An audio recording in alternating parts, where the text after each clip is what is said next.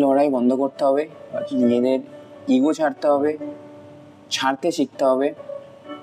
যারা আসবে স্পন্সরশিপ করবে তাদের মুখকে ফ্রিডম দিতে হবে। আজ কিন্তু সঞ্জীব গোয়েঙ্কা স্যার যে এটা করছে তাকে কিন্তু পুরো ফ্রিডম, তারা কিন্তু টিম করছে কিন্তু তাদের মতন করে, বিকজ তাদেরকে ছেড়েছে।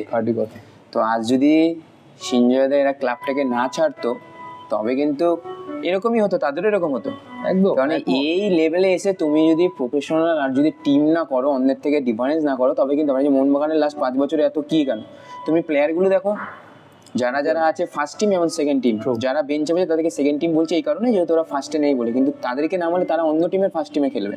অনেকে বলে, অনেকে না, এটা প্র্যাকটিক্যাল। তুমি দেখো না যারা যারা আছে টিমে, ইন্ডিয়ান প্লেয়ার দেখো না, টপ প্লেয়ার, তারা ফরেনারদের কাজ করছে। মানবিল, লিস্টন ফরেনার, ওদের 6টা করে ফরেনার খেলে। আমি মনে করি ওরা ফরেনার থেকে কম না, ওরা ফরেনারই। তো তাদেরকে তোমার দেখতে হবে, এইগুলো না করলে হবে না, তো ছাড়তে হবে। কিছু ক্ষেত্রে আমি চেয়ার ধরে রাখবো, হবে না।